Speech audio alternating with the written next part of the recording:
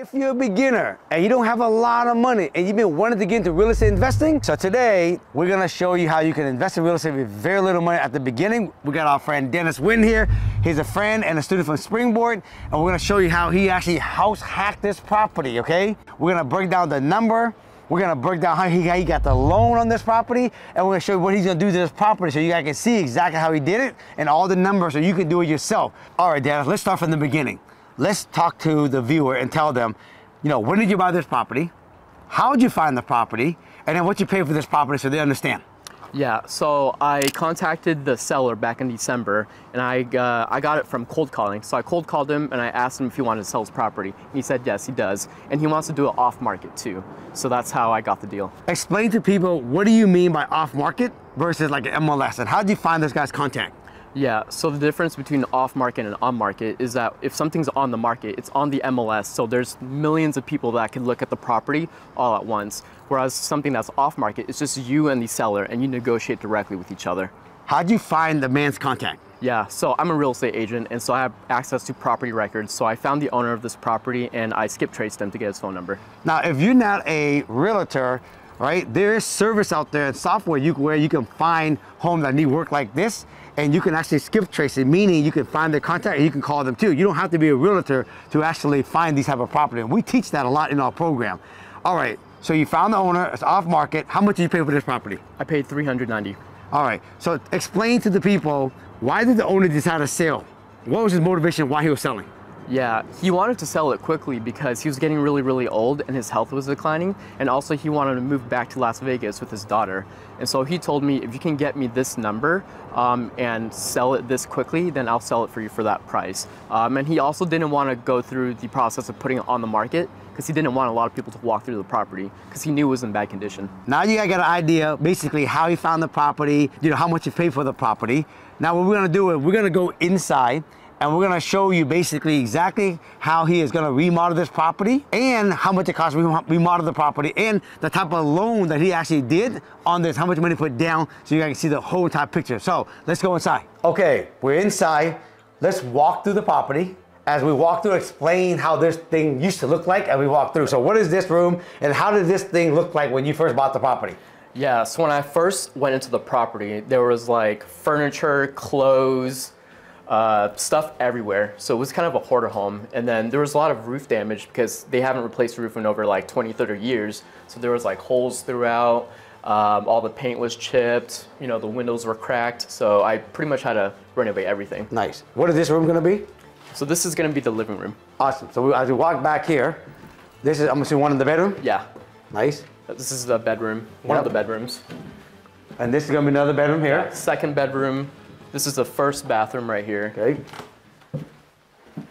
And then this is the second bathroom. Second bathroom. And then this is gonna be the third bedroom. Nice. And this area gonna be what? Yeah, so this is gonna be the kitchen, and I'm gonna have an island here. And that area is where the washer and dryer is gonna be. Nice. And so as we walk over here, this is gonna be what, another? Yeah, like you could put a dining table here. So this is where they can eat. So this is where Thach got creative. He is gonna call this area the main house, okay, where he's gonna live in. But this is where the creativity comes in as house hacking, okay? So beyond this wall, this is something that he's gonna do, right, to make this almost like a second unit so you can actually rent out, make some money so you can offset the main place so you can pay less to live in this house. Yeah. Okay? So he's gonna do some of this now, but he's gonna do some of it in the near future. All right? All right, let's walk through here. All right, so what are you gonna call this area? Yeah, so this whole space right here is gonna be like the dining / living room area. And then over there is where I plan to add a second kitchen in the future with a stackable washer dryer. Nice. And this door right here, you guys, where the door, if you walk out here, there's a sidewalk on the side of the property to take you right up in the front. So what this thing is all done in the near future, you can actually have this as a separate area. So back here, this is already here before. Yeah, so this is the existing bathroom, and this used to be just one big master bedroom. And so what I was thinking is that since it was really big, I can convert it into 2 bedrooms. Yeah. So over here, I plan on having 1 bedroom be this way, so from here to there, and the door is gonna be right here. And then the second bedroom is gonna be on this side, so from where you are to right here. So this living unit back here, we gotta get all this finished out. Yeah. And then in the near future, you're gonna build the kitchen in. So this whole back area can be literally another unit. Someone can rent this, Yeah. offset your mortgage so you can live in the main house, Yeah. right? For basically, you know, for very less. Yeah. And we're gonna break down the number on how this all thing look like. Yep. Okay, awesome. All right, Dennis, I wanna break down the numbers so the viewer know exactly how much you pay for this property, what it costs to rehab this whole thing, and what the bank appraised this property for. Yep. Then after that, I wanna talk about how you structure this loan and how much money you actually put down on this and what your mortgage is gonna be on all this, okay? Yep. All right, let's start off with purchase price again. How much you pay for this? So I paid $390,000. $390,000. And what is the overall rehab for the whole entire thing? $130,000. So your all-in number is $520,000. Yep. All in. What has this house been appraised by the bank for? Yeah, it got appraised for $720. $720. Okay. So basically, you have $200,000 worth of sweat equity on this one deal right now. Yep. Damn. All right. So you got $200,000 sweat equity on this deal. Yep.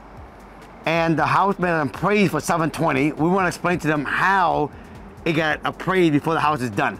So let's talk about the loan that you did on this property and how they appraised it before it even got renovated. And then how much you put down, how that whole thing work. Yeah, so I'm using a loan product called a home style renovation loan. And how it works is that they lump your purchase price and your rehab into one 30-year fixed mortgage. And so because of that, they want to make sure that the after repair value of the property needs to be at least what my all-in amount is. So my all-in is $520. And so they want to see that this appraises for at least $520.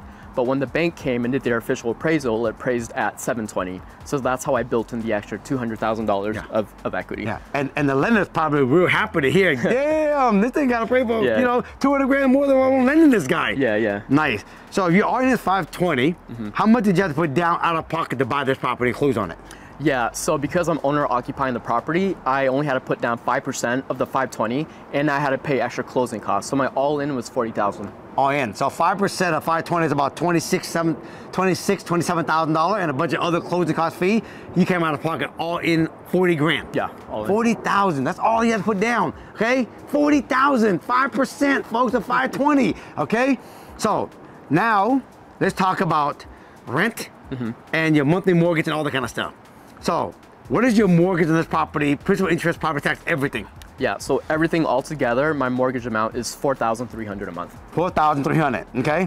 So let's talk about how, as the house hacking work, so you can actually live in this house for basically way less than if you would actually do it yourself. Yeah. So if the whole mortgage is $4,300, when we get done with this second half in the back, what can you rent the second half out for? Yeah, I can rent it for $2,300. $2,300. So if that's the case, you'd be living in the main house for basically $2,000. Yeah. So where can you live in a house in Seattle, folks? Okay, that's worth $720,000, but he only all in for $520, but he only living for $2,000. Okay, that's crazy, bro. Yeah. So what is your plan after you get this all done? Tell me about that plan and how you plan on scaling your real estate portfolio. Yeah, so after this is all said and done, I'm gonna live here for a year while renting it out. But after the year's over, I'm gonna do the same exact strategy, buy another house with 5% down, and rinse and repeat it until I accumulate all the properties that I need to retire. And this is very doable for anybody out there, okay? If you're starting at the beginning, we talked about, and you have, you know, little money, say 5% down, all right? This is how you can actually get in, live in the front, and you got, you know, and then rent the back, or if it's a duplex, do the same thing, or a house with a basement, and then just get in. And after there, you will just start to scale. But the key is you gotta get started. Yeah, exactly. Right? What tip can you give someone right now who's literally brand new, less money, and is this doable for anybody? Yeah. What would you say to them? So I would say it's doable for anyone. And you know, it doesn't have to be where you rent out one unit and live in the other. You could just buy a house with 5 bedrooms. You just live in one bedroom and rent the other 4 out, right? So just keep it very, very simple. As long as you offset your mortgage, that's all it is. So if you guys like what you actually seen today, what Dennis did, and this is what a lot of our friends and students of Springboard is doing these days now, house hacking or fixing and flipping or wholesale, even doing BRRRR, right? You gotta know that, you know, we have a program called Springboard to Wealth, where I mentor a lot of students across the United States. Dennis is one of the students also doing it, but now Dennis now is teaching a lot of people about house hacking. Yeah. Because that's been your niche now, Yeah. right? You really understand it now. So you wanna learn more about it, the links below, check it out, okay? But until then, you guys, if you guys like what you saw today, give us a thumbs up. If you have any question about this video, right, on what Dennis did, leave it in the comments, because Dennis and I will go in there, we'll read it, we'll give you guys a comment on it, right? And then remember, right, hit that subscribe button if you haven't hit it yet, right? We're trying to get to 1 million subscribers before the year is up, right? Until then, we will see y'all soon. Yep. Peace out. Peace.